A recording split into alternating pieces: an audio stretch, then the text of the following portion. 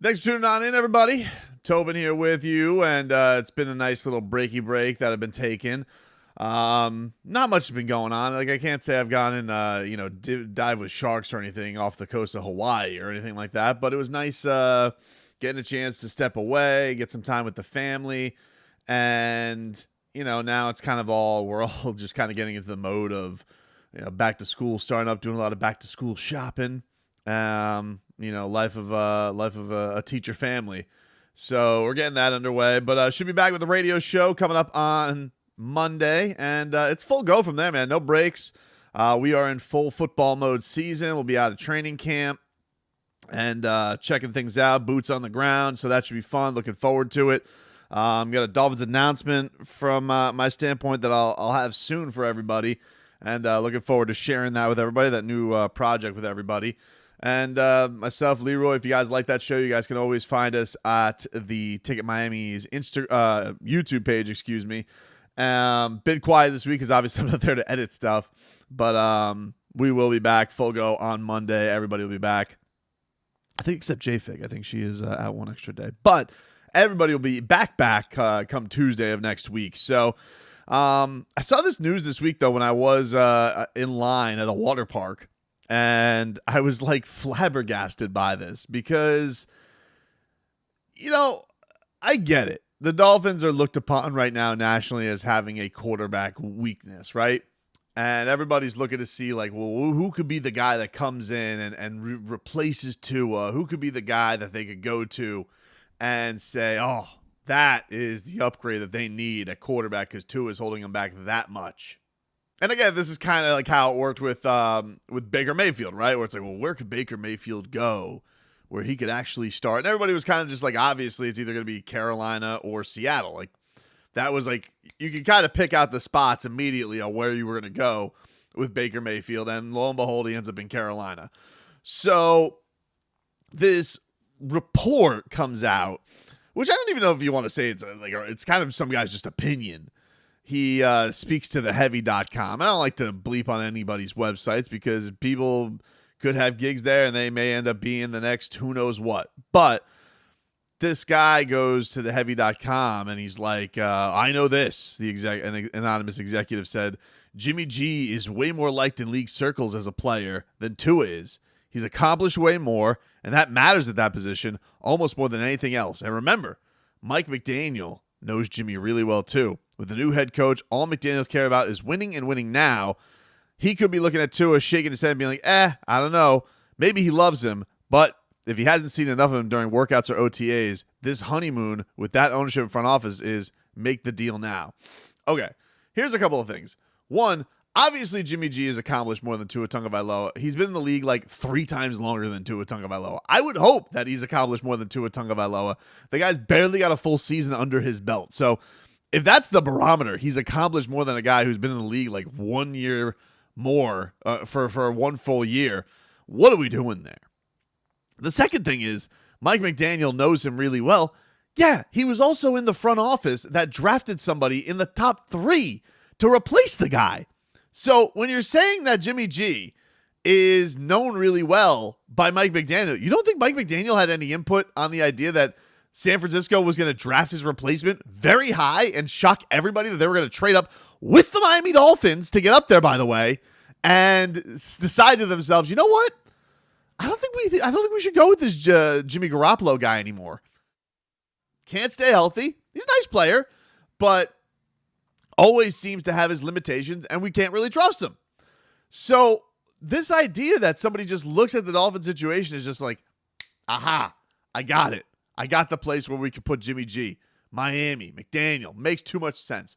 This kind of actually happened with the Dolphins with Josh Rosen, who, by the way, signed with the Cleveland Browns. Which, by the way, that was another weird thing with Adam Schefter, who does look like he's shilling it more and more every day.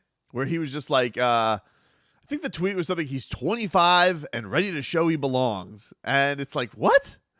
Why is that the age where you're ready to show you belong? Shouldn't you show you belong like earlier than that?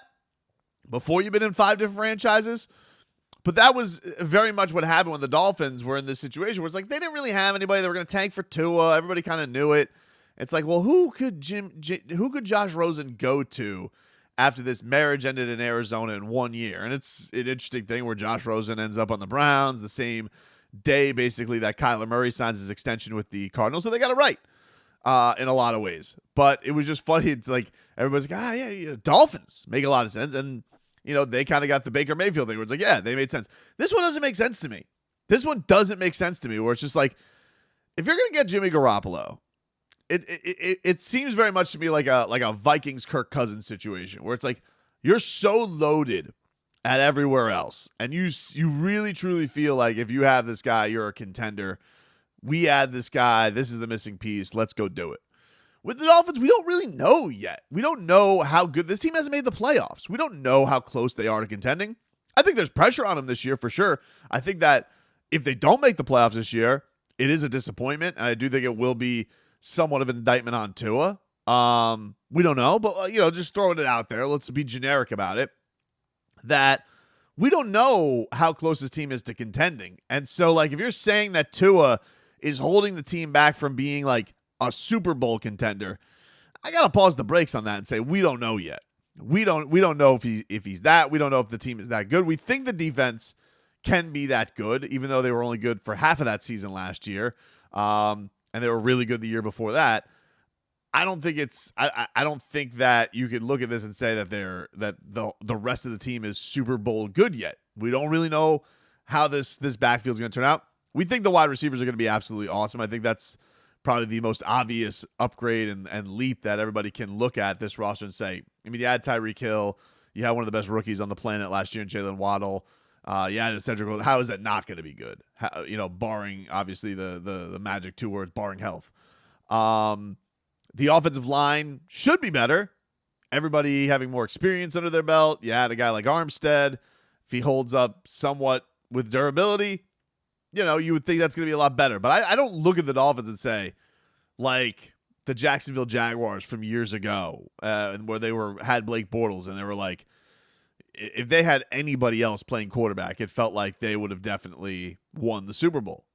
And I don't think the Dolphins are in that spot yet. But the other thing is, it's one thing if you're the Dolphins and you're not sure about Tua Tagovailoa. Let's say they're not sold. It's one thing to be in that spot, and I feel like go after a talent like Deshaun Watson. Obviously, before all the red flags came up. It's one thing to do that and even go and say, hey, let's roll the dice on Tom Brady. He's the greatest of all time. He's a winner. He's won in multiple places. Okay, I'll hear you out. I don't agree with it, but I'll hear you out. When you're starting to put the bar at Jimmy Garoppolo, what are we doing at that point? It's like, well, he's Jimmy G. Jimmy G is going to do that thing. It's like, I don't know, man. Jimmy G, Teddy Bridgewater, what are we doing at that point? We're splitting hairs. Are we really putting ourselves in this footing that's going to put us in an absolute spot to go win football games, many more football games than Tua Tagovailoa? I highly doubt it. Maybe, but I don't think it's like this automatic on paper upgrade. And I think in a lot of ways, in my opinion, with Tua, I think it's going to be a downgrade because I think the guy's going to be really good. And this is going to be the year to prove it, and this is a year that I'm excited to see it. But I just find the logic in this from this executive so flawed. It's just like, well, Jimmy G's accomplished a lot more, and that's all that's mattered in this. Dude, he's been how long has Jimmy G been in the league? 7 years, 8 years? I would hope that he accomplished a lot more. If you haven't accomplished more than a guy who's got 18 games under his belt, then I don't think you're ever going to accomplish more than the guy. If that's the barometer for how many seasons, so he's been in the league for 1, 2, 3, 4, 5, 6, 7, 8 years, and he's played meaningful football in 3 of them because he always gets hurt. But that's him at 28 is when he started to play. When he played his first full season at 28. Oh, yeah, he's accomplished a lot more than 2. Well, Jesus, I hope so. I would hope so. Look, good for him and his Subway commercials and his handsome face and, dating adult actresses. Jimmy G has accomplished a lot more than Tua. Tua's been in the league Jimmy G wasn't even taking snaps his first year. Was he getting mop-up duty for Tom Brady for 3 years before the Deflategate? So I just found this report so silly. It's like, oh, well, put it together. Connect the dots. Him, Mike McDaniel. Mike McDaniel's like, he's like, it's like he was just in the front office that drafted Trey Lance to get this guy out the door. He's jonesing for him that much that he's like, you're going to go to Stephen Ross and be like, remember how I said I could fix Tua? Because that's the other thing about this. Like, all right, there were rats off a ship on the Deshaun Watson thing. The Tom Brady thing blew up. All right, how do we fix Tua? Let's go get a guy who could fix Tua Tagovailoa. And Mike McDaniel's like, guys, I'm your man. I could fix Tua Tagovailoa. I'm going to invest in Tua Tagovailoa. I'm going to play to his strengths. We're going to do this. And then Chris Crew's like, great. We're also going to add Tyreek Hill. Oh, my God, that's the perfect receiver for him. We're going to do this. And then after OTAs, Mike McDaniel goes to the front office, and he says, in this guy's scenario, who I can only imagine this anonymous GM, I'm just going to say this anonymous, what do they describe him as?